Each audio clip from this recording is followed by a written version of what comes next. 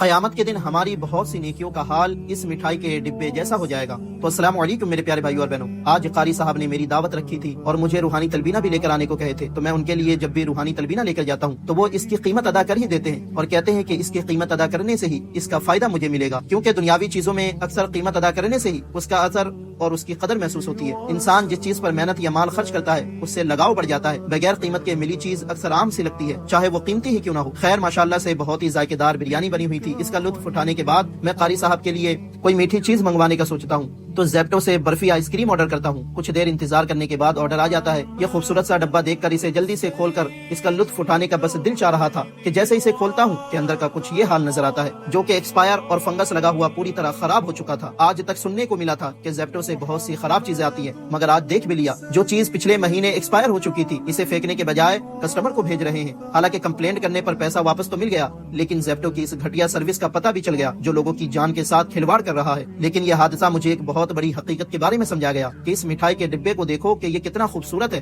جسے دیکھنے والا کہے واہ کیا خوبصورت تحفہ ہے، لیکن باہر سے یہ جتنا حسین اور دلکش لگ رہا ہے اندر سے یہ اتنا ہی خراب اور برباد دیکھنے کو ملا۔ تو اسی لمحے دل میں خیال آیا کہ کتنی ہی ہماری ایسی نیکیاں ہوں گی جس پر ہم رشک کرتے ہوں گے کہ میری یہ نیکیاں ہے، مگر کہیں اس ڈبے کی طرح قیامت کے دن ہماری وہ تمام نیکیاں برباد ملی تو کیا ہوگا؟ یہاں تو کمپلینٹ کر کے مجھے اپنا پیسہ ریٹرن مل گیا، لیکن وہاں ہم کس پر الزام لگائیں گے؟ ہمارے نبی فرماتے ہیں کہ میری امت کے بہت سے لوگ قیامت کے دن نماز، روزہ، زکات اور بہت سی نیکیاں لے کر آئیں گے، مگر ریاکاری کی وجہ سے، اللہ کے بندوں کے ساتھ ناانصافی کرنے کی وجہ سے، اللہ کے بندوں کا حق نہ ادا کرنے کی وجہ سے اس کے تمام اعمال ضائع ہو جائیں گے، جیسا کہ یہ مٹھائی ایکسپائر ہونے کی وجہ سے خراب ہو گئی۔